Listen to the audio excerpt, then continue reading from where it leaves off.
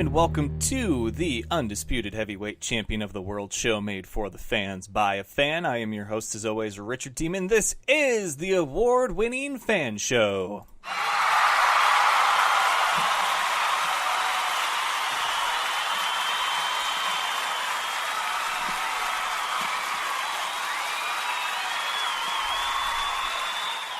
It is episode 360. That's right, 360, and it seems like we've come full circle, done a complete 360 here. We're talking about our favorite topic, kickers. I love them. I really do. I love them and I hate them at the same time. Now, my relationship with kickers is that I know several. I want all of them to get an opportunity at that next level because I wholeheartedly believe that the people that I know that are kickers are better than some that we see on Sunday. And this week, I feel like my belief in that is stronger than ever. Week 2 of the NFL is always that week, right? Where you're going to have some undefeated teams left standing. And with those undefeated teams, you're wondering, are they for real? Are they not? The teams that are maybe unfortunate enough to start 0-2, which we all know the statistics then, I'm not a fan of the numbers when it comes to football because, in all honesty, and maybe there's similar cases that could be made with the NBA, MLB, hockey, I don't follow them closely enough to have the same belief for those as I do with football, which I think the numbers lie. Okay? Example.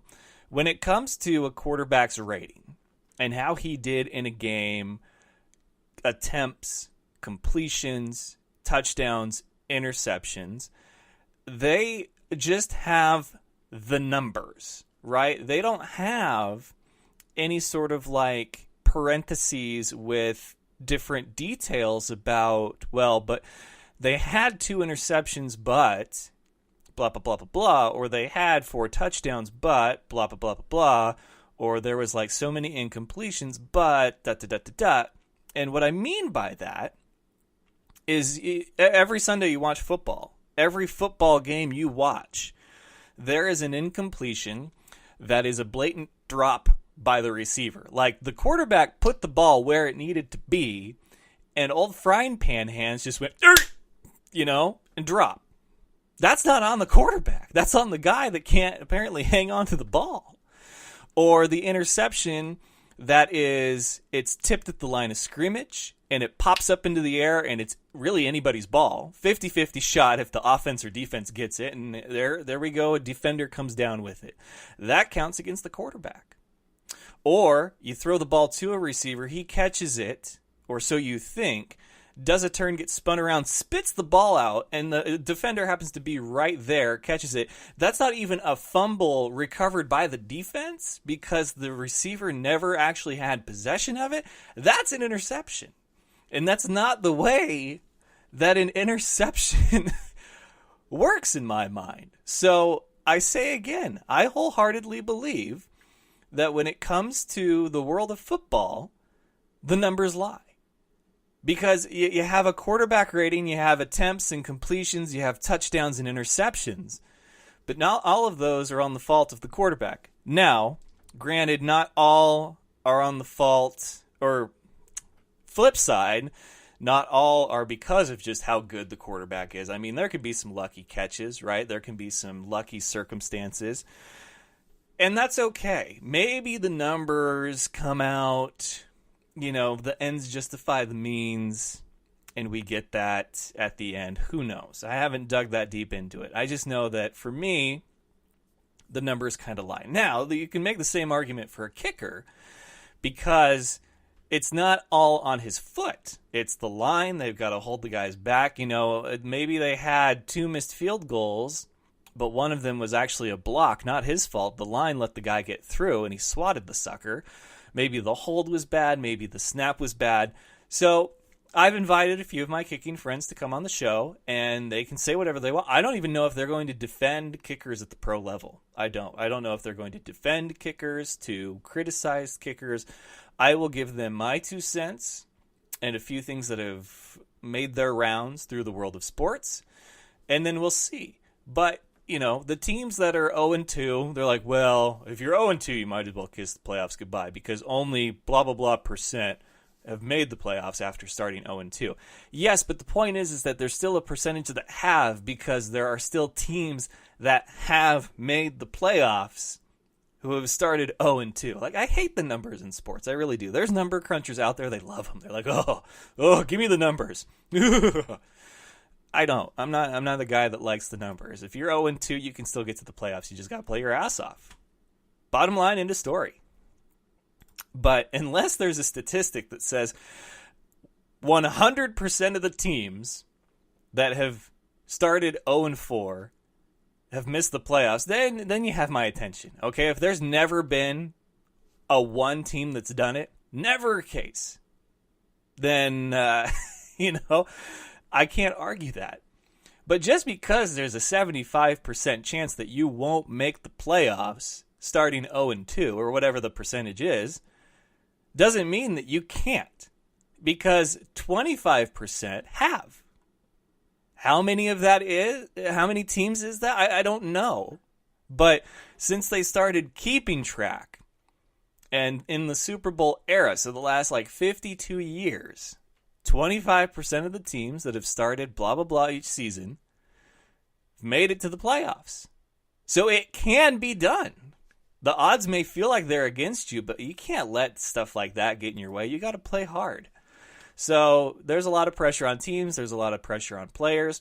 And we're going to talk about some of that today. So let's go ahead. Let's get to the headlines. And then we'll bring on my guests, plural. We're going to talk about everything that went on, their thoughts and feelings. It's an episode that we've been meaning to do. We were hoping to have a bit more of a panel, so to speak. But two guys that I know and respect a lot in the kicking game. We're going to have a talk. We're going to see where they're at, their thoughts and feelings on it. So let's do the headlines.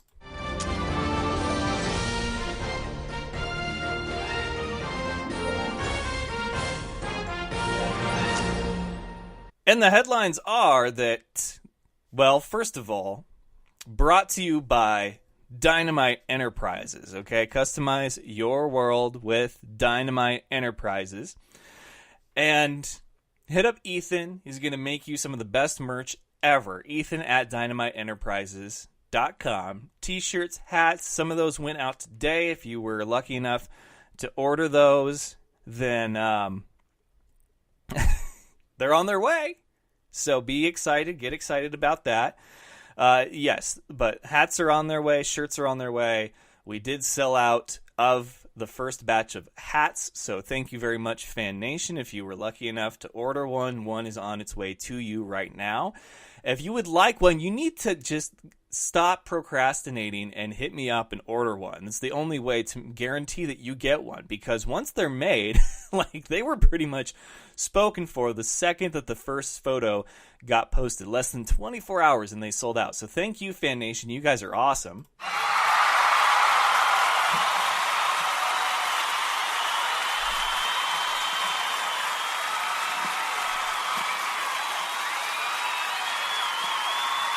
And thank you, Ethan of Dynamite Enterprises, for making such amazing merchandise that you guys can't wait to get them. So thank you for everyone that ordered one. We will have more.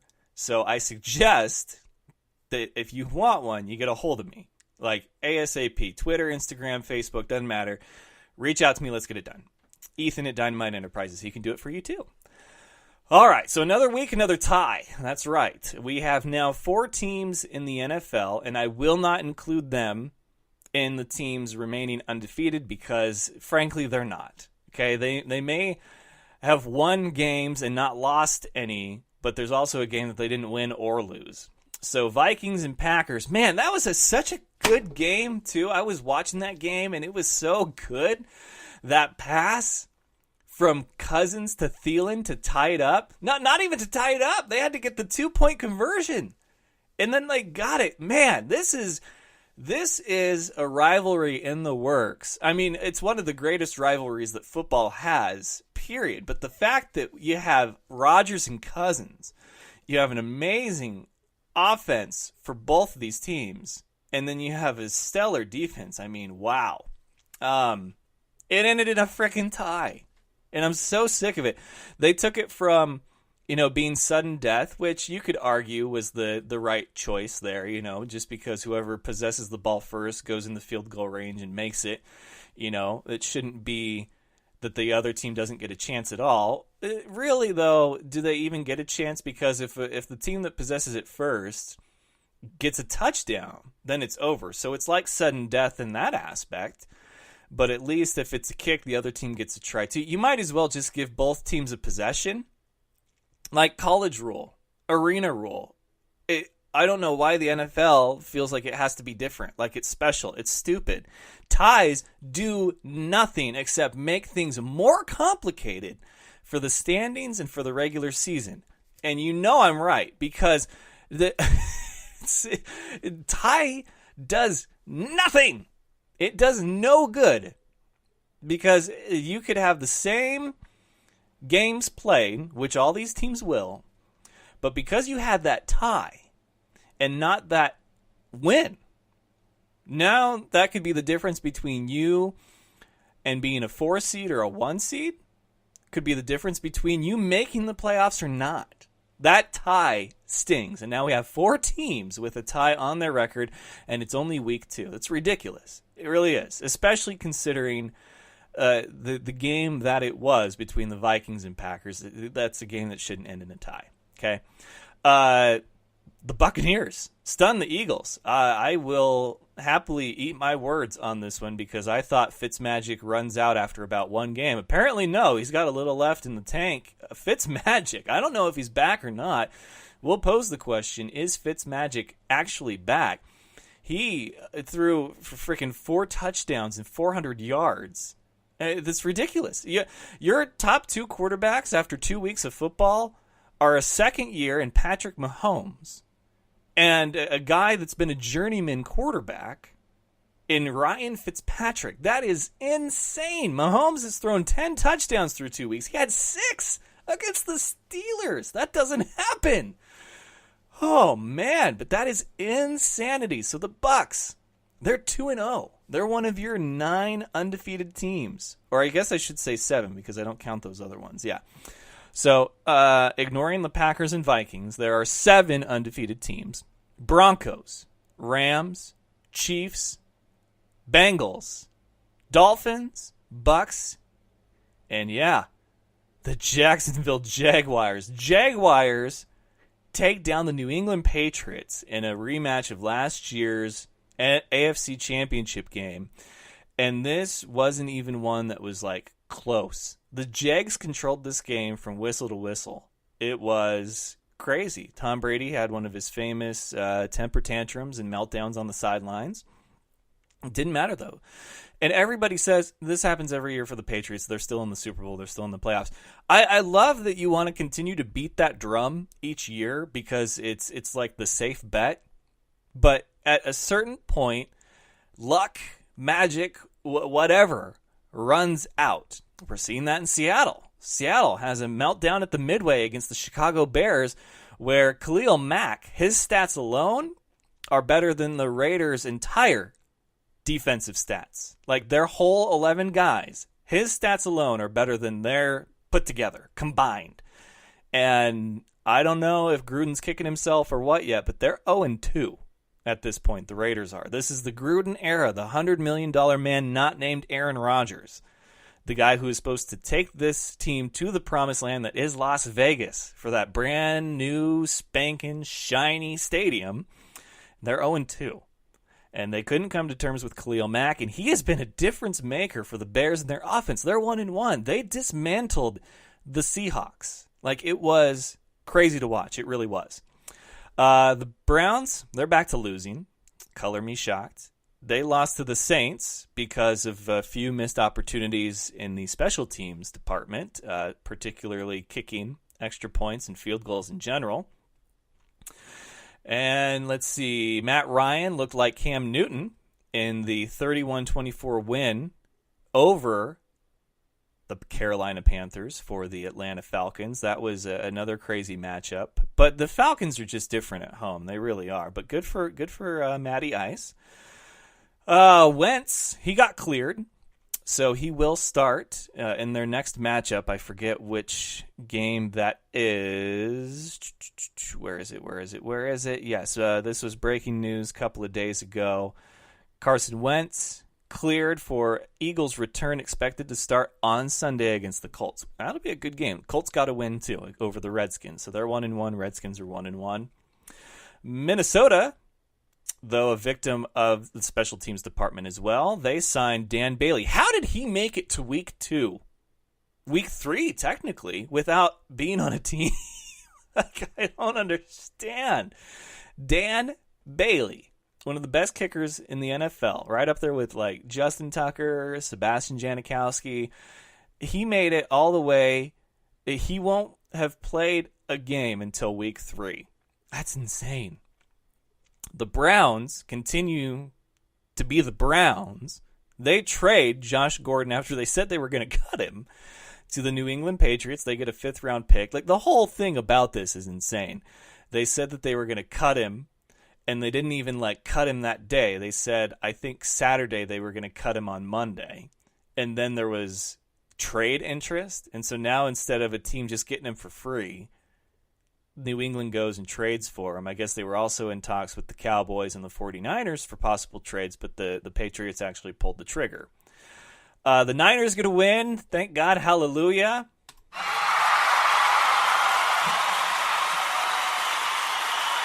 It wasn't pretty. I'm not even going to play the whole Cheers soundbite on that. It was not pretty. In fact, they controlled this game for a majority of it, but then had like some kind of self-inflicting wounds all over the place later. Jimmy G just doesn't quite look like himself right now. I'm not concerned yet, but part of me wonders, how is this a team that won 5 in a row last year, beating the likes of playoff teams such as the Tennessee Titans and Jacksonville Jaguars, and yet they couldn't get it done against the Vikings, which is okay, because they were in the playoffs last year too. They were a very dominant force, but that was largely in part to self-inflicted wounds. But the Lions, who got crushed in every meaning of the word against New York, the Jets, on a Monday Night Football stage, they let them hang around. 30-27 is your final. EWU, the Eastern Eagles, fell to the WSU Cougars, and it's crazy how much momentum matters in games, because the Eagles were about to pull within, I think, 8 points with this 44-yard field goal that was good. I think it was a 7 or 8 point game with that. But there was a holding penalty on the Eagles. That pushes them back out of field goal range, and the WSU ran away with it after that. Who knows what kind of game it would have been, but man, it's crazy in this sport that you can pinpoint a single moment in it where you're just like, that was the game changer. That was the momentum swing. They were hanging around. They were in it. Holding call on a field goal. 44-yarder. You don't get those every day at the college level. Voided. And now they spread it on. It was like 52 to something. I mean, it was ugly. I watched the whole game, and it was great through 3/4 of it. But then that fourth one, that was ugly.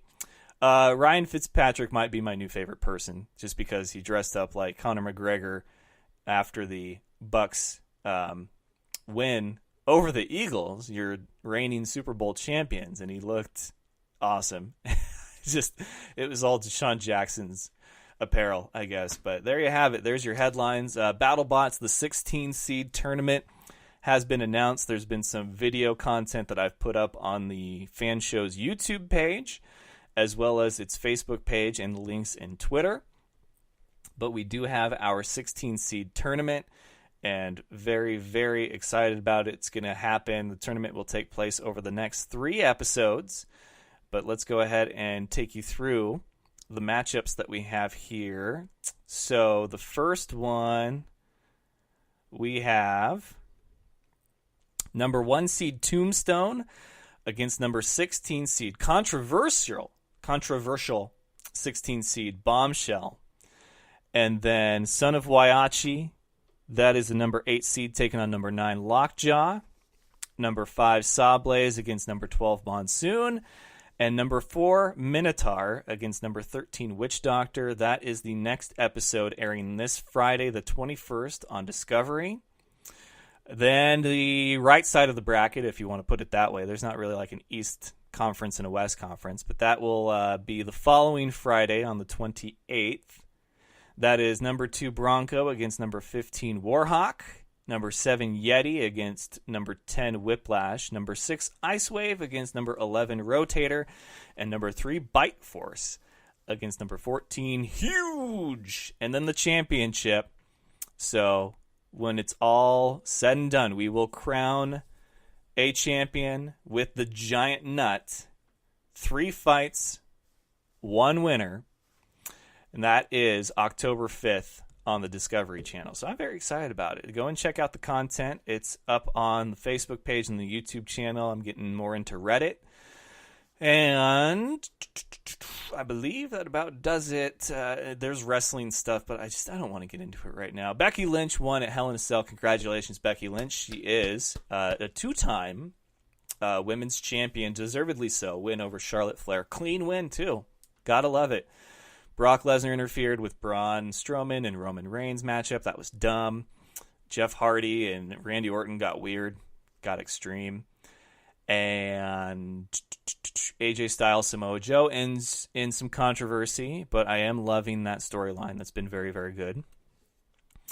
And Drew McIntyre and Dolph Ziggler retain the Raw tag team titles against Seth Rollins and Dean Ambrose. That was a fantastic match, too. I am loving those 4. I really am excited to see what the future holds. So with that, without any more delay or further ado, I will go ahead and go to commercial break and round up my 2 guests. We're going to talk kickers when we come back with more of the Fan Show right after this. You're listening to the Fan Show, your home for all things football and nonsense. My special guest tonight, Farouk. Farouk, welcome. He's no expert, but here's the thing. Football and nonsense is what he brings. Sports talk with a twist. It's the Fan Show. Do you know him as Kevin from the League? It is none other than very funny Steve Ranazisi. 99% of the population doesn't know who I am, but the 1% do. They yell and scream inappropriate things at me in public. Kyle Ray. Kyle, welcome. And I was like, wow, I think we just saw the whole Super Bowl, Phyllis. It's like that scene in The Simpsons, like, why rent the movie? I just saw the best part. Funny man Brad Williams. Yeah, I'm here. No, I flew in just for your podcast. I've heard about this podcast. I've heard it's fantastic. It's Mac and Farva, but they are my special guests tonight. Steve Lemmy, Kevin Heffernan. I was in Mexico for 10 weeks in a Speedo. Like, that was me going to work. I was putting on a Speedo. Farva is the most fun to play, and it was a blast to do that again, to do Farva again. So then the makeup artist had to put Vaseline on your body, right? Yeah. And then put the powdered sugar on top of that. Is your name really Richard Siemens? Listen live every Tuesday, Wednesday, and Thursday night on Spreaker.com or subscribe to the podcast on iTunes and SoundCloud.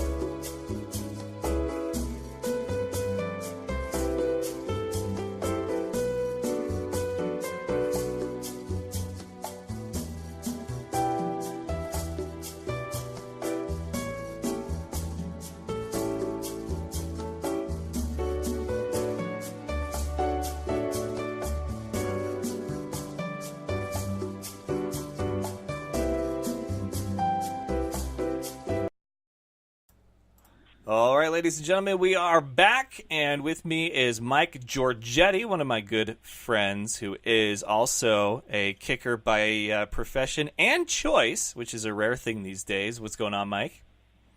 Not much. Just enjoying another nice night here on the East Coast. A little bit of an interesting day for the kickers yesterday. Definitely feeling for them, but just enjoying myself. I appreciate you having me on again.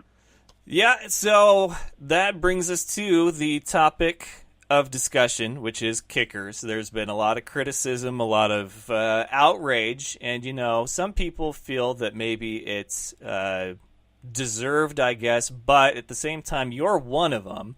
So what I wanted to do was let you know my feelings about it, and then you can comment however you want to with whatever your stance is, and we'll discuss it from there. So I feel like it's a tough job. There's obviously pressure on it because you have to. It's not all up to you. I said at the top of the show, in football the numbers lie because not every interception for a quarterback is their fault. Just like every missed kick is not all your guys' fault. The line has to hold and block.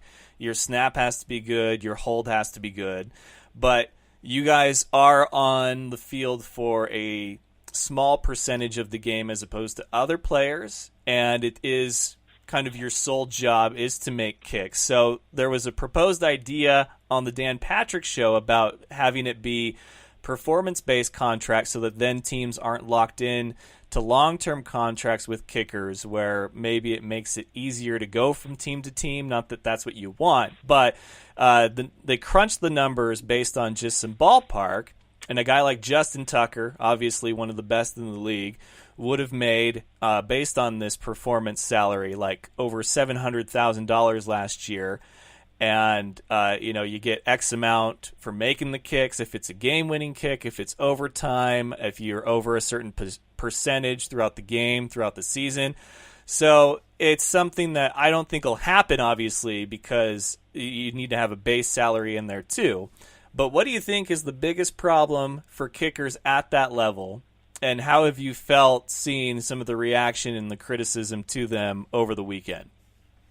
Well, the biggest thing that I've kind of seen, I think it's well, first it's part of the game. I mean, it's not going to not happen. It's almost inevitable, unfortunately. And realistically, at 45 and in, I do believe you should be at least 92, 93% or higher.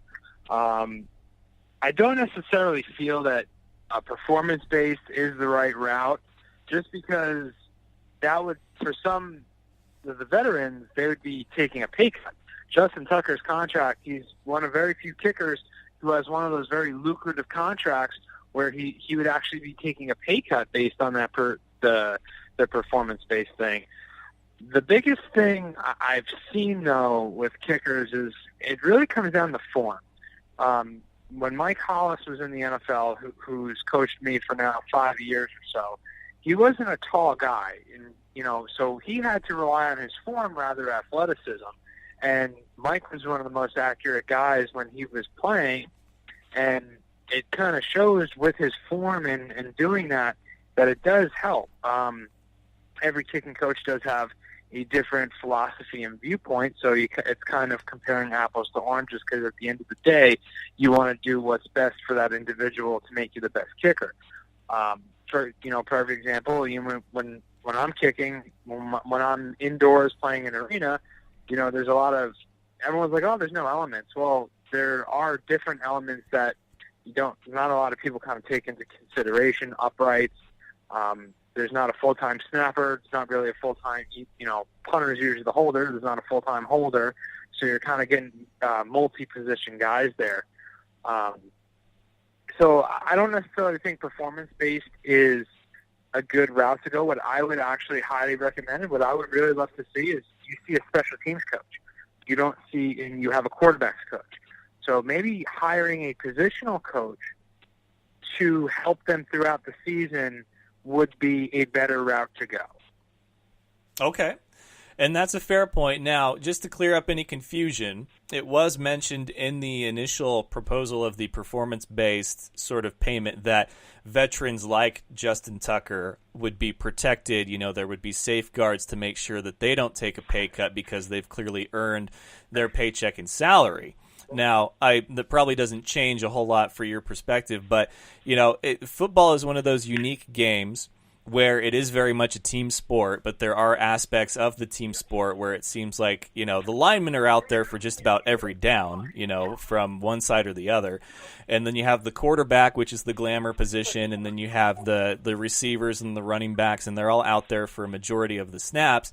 Now, the kicker isn't, but so you feel like it comes down to their support system throughout the season, and that's why you would say instead of a special teams coach, have an actual kicking coach position for each team? Yeah, I would on top of having a special teams coach, or if the special teams coordinator or the assistant has a specific setting in or a background in kicking. So that I feel would be a better route. And you kind of hit the nail on the head. You said a support system. That's what a lot of spots lack. Generally, yeah, NFL, you're a kicker. You go out there, you do your thing. You're pretty good, but you know, take you know the arena leagues like that. You really don't even have that support system there. You're like, oh yeah, we have a really good kicker, and we'll do special teams for a little bit at a time and all that, and just kind of hit a couple. We don't really go over anything like that. But the support system kind of trickles down from how you treat a kicker, how you talk to a kicker, how teammates view and look at your kickers as well. So a lot of that comes into play. But I really feel the main issue here is more of it's just kind of catching up with the time. Statistically, when the first year they moved the NFL extra point back to the 33-yard line, that field goal, they were over 90-some-odd%, and then the extra points that year were under 80-something%.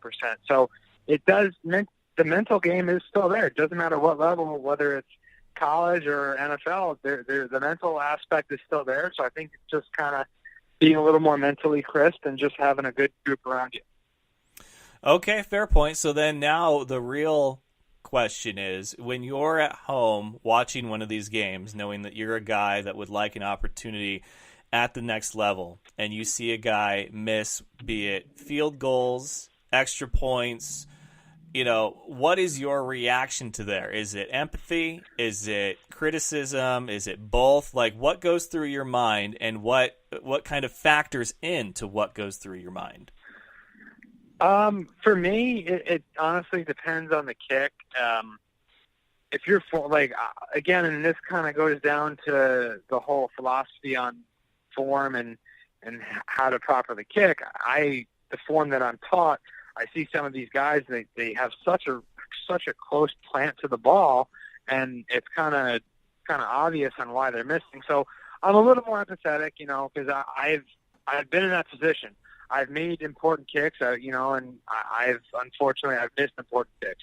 So to know what that's like makes me empathetic towards it. Just because I'm not one to ever wish, you know, a failure on somebody just because I want an opportunity. I just don't believe that that's the right way to go about it.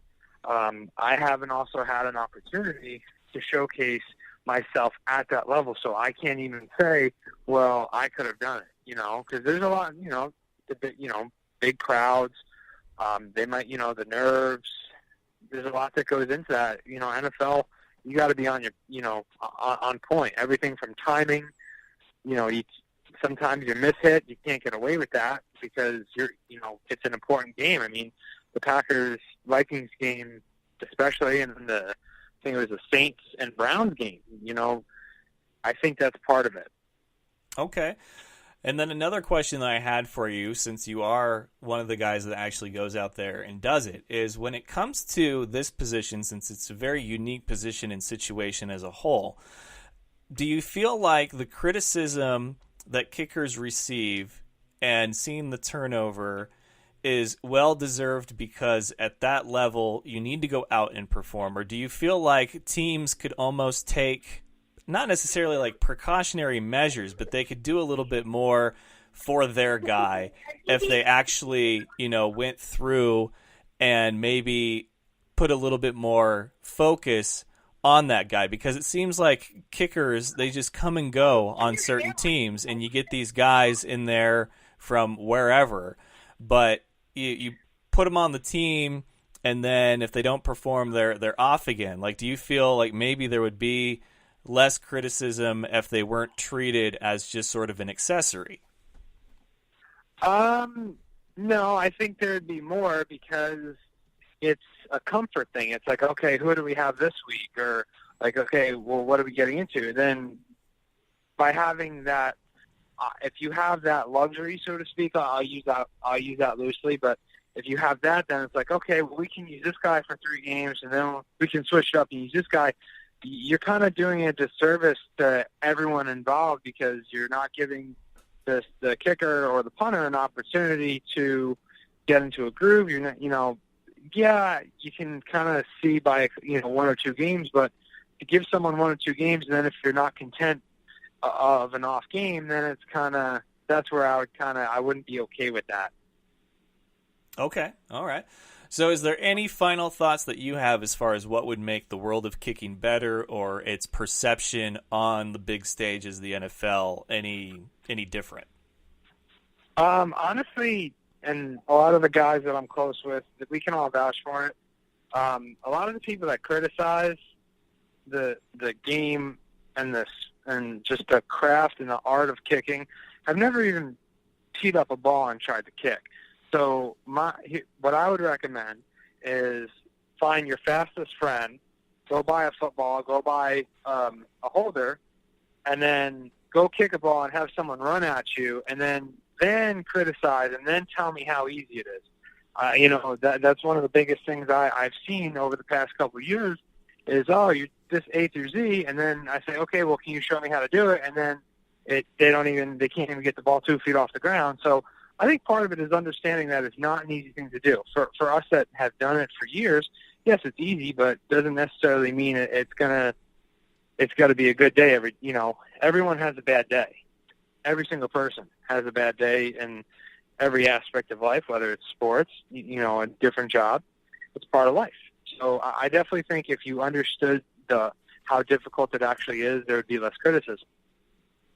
Has there been? I mean, at the end of the day, it is a sport and it's a game.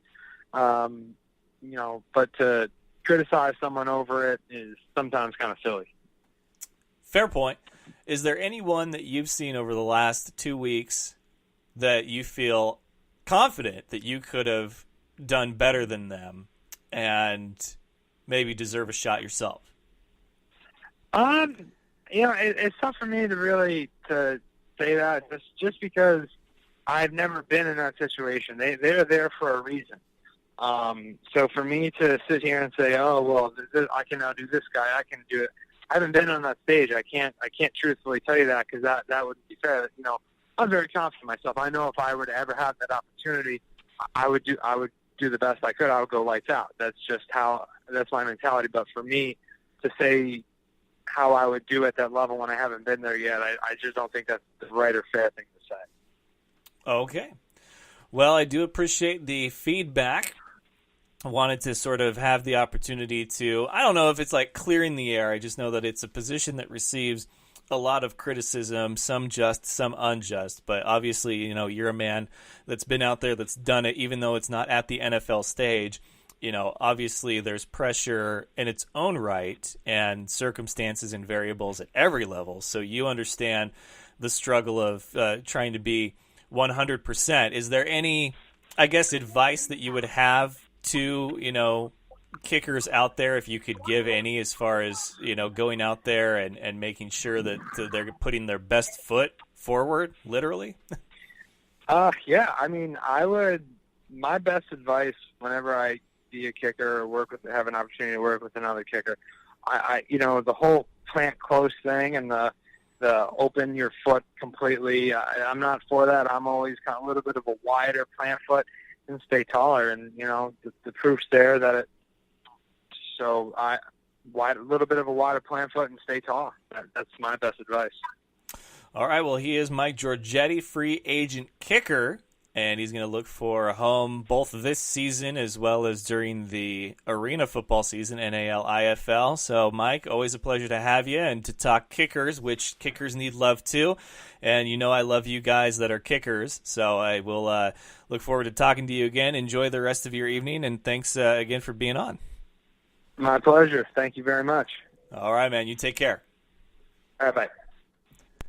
All right, that was Mike Giorgetti once again. Thank him for being on to talk kickers. You know, it's always interesting to hear what sort of point of view, what stance an actual player is going to take, because I've heard both sides. I've heard guys unload on people that are getting the opportunities that they wholeheartedly feel that they deserve. Now, he sort of took a middle ground and maybe stuck up for his guys being fellow kickers, but I do not envy their position because I know how it feels from my own world of media. There's guys that I hear on the radio, see on TV, down on the sidelines, wherever, whoever, that I see what they're doing, and they're maybe getting a lot of criticism or they're not very good. Now, I respect and acknowledge that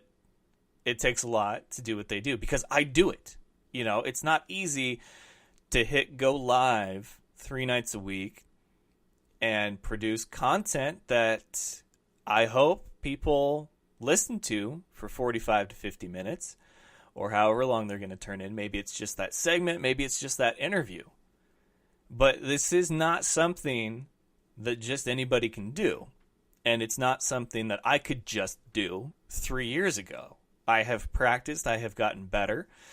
And I feel like I put my best voice, I guess, if you want to call it, best voice forward each night. Some episodes are better than others. Some of that's because of me. Other times it's not. Sometimes I feel like I go and I talk and I knock it out of the park. And then my guest maybe drop the ball. Short answers. They're not having a good time. It's awkward. Now, those are a rare occasion. But then there's other nights where I'm saved by the guest, right? I'm stumbling over my words. I'm losing my train of thought, trying to construct the right sentences and phrases. And my guest has to come in and save the damn day. They got to tell a funny story. They got to keep it loose, keep it fun. So I get it. You know, you're in a position where you know what it's like because you do it. So for kickers at all levels, they know what it's like because they're the ones that actually go out there and do it.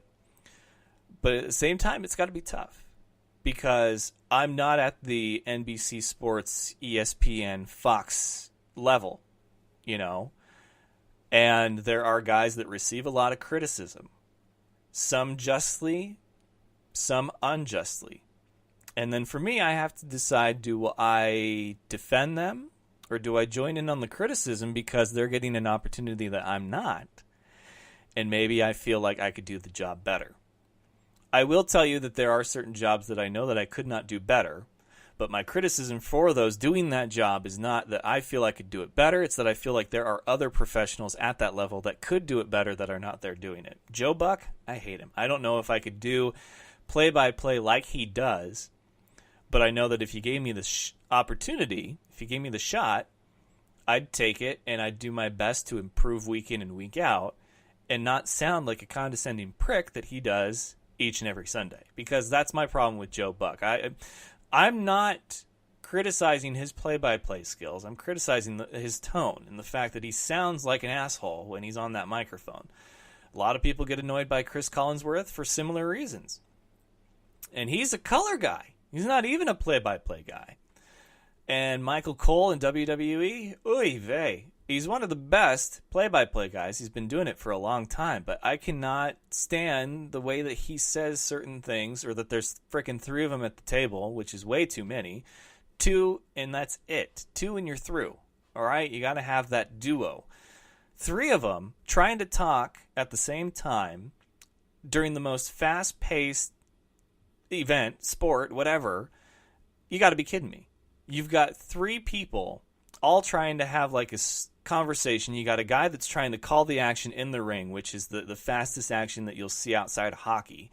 And you've got two others that are trying to play face and heel, good guy, bad guy, and keep like storylines going. Like, it's not easy, but my God, they interrupt each other more than they actually have like a good routine and a flow to their commentary. And that's part of the thing that drives me nuts about WWE. So, long story short, I feel for these guys as kickers because I know that it's a tough gig. But at the same time, I'm sure that they have the guys that they like and that they'll defend, and that the guys that they're just like, man, I could do it better than you, and I should be.